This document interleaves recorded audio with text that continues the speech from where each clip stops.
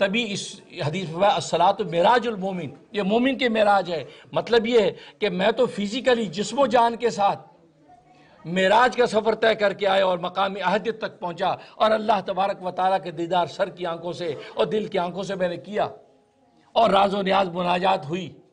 لیکن اس موقع پر میں تحفہ کیا لایا؟ نماز کا تحفہ لایا۔ اور یہ نماز اللہ نے مومن کی معراج بنا دیا۔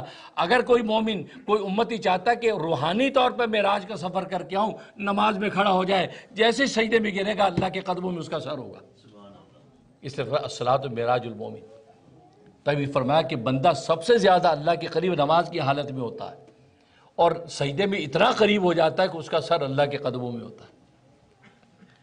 تو دیکھو نماز کی عبادت یہ اپنے حقیقی معنی سے عبادت ہے۔ کیوں کہ نماز میں تذلل ہے، ہاتھ باندھ کے یوں کھڑا ہے مجرموں کو تیرے، پھر سامنے اگر جب وہ حاکم وقت مانتا نہیں، سنتا نہیں، قاضی جانتا نہیں، تو پھر رکوع میں جھک کے اور معافی مانگتے ہیں، یہ معاف کر دیں، اور جھکتا ہے۔ اسی پر معافی نہیں ہوتی، صحیح پیر میں گر جاتا ہے کہ جی معاف کر دیں۔ تو یہ تذلل جو ہے نماز کے اندر کیفیت کی، اللہ کے سامنے جب اللہ اکبر کر کے یوں کھڑا ہے تو گویا کہ مومن دل کی آنکھ سے اللہ کو دیکھ رہا ہے، اللہ کو دیکھ رہا ہے، گویا کہ اپنی معافیوں کے لیے ہاتھ باندھ کے کھڑا ہے، پھر رکوع میں جھکتا ہے، پھر سجدے میں گر جاتا ہے، اور سجدے میں گرتا ہے تو چونکہ سامنے گویا کہ اللہ تبارک و تعالیٰ کی ذات ہے، تو سجدے میں گرتا تو سر اللہ کے قدموں میں، اللہ کے قدموں میں۔ اور جب جیسی اللہ کے قدموں میں سر آتا ہے تو اللہ تبارک و تعالیٰ اس کو بلند کر دیتے ہیں۔ اس لیے حدیث میں من تواضع للہ رفعہ اللہ، جو اللہ کے لیے تواضع اور عزت انکساری اختیار کرتا ہے اللہ تبارک و تعالیٰ اس کو بلند کر دیتے ہیں۔ حضرت سلیمان علیہ السلام جن کو ایسی بادشاہت ملی ہے، ایسی بادشاہت کی کوئی نظیر نہیں ہے، اور قیامت تک اب ایسا کوئی بادشاہ آنے والا نہیں ہے جیسی بادشاہت ان کو ملی۔ جب ان کا شاہی تخت اڑتا تھا تو وہ یوں ٹیک لگا کے، بادشاہ لوگ یوں ٹیک لگا کے بیٹھتے ہیں، وہ یوں سر جھکا دیتے، یوں سر جھکا لیتے۔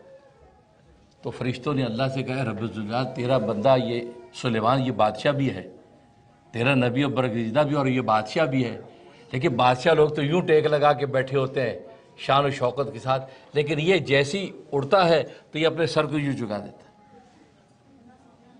تو اللہ تبارک و تعالیٰ نے فرمایا کہ اے میرے ملائکہ، اس کے جھکنے نے اس کو اونچا کر دیا، اس کے جھکنے نے اونچا کر دیا کہ یہ فخر کے ساتھ نہیں سر اٹھاتا، بلکہ جب اس کو میری عنایات و الطاف کریمانہ اور یہ ہوائیں اور یہ فضائیں اور یہ حیوانات اور طیور اس کے غلام نظر آتے ہیں تو اس پر فخر نہیں کرتا، بلکہ میرے شکر میں اس کا سر جھک جاتا ہے۔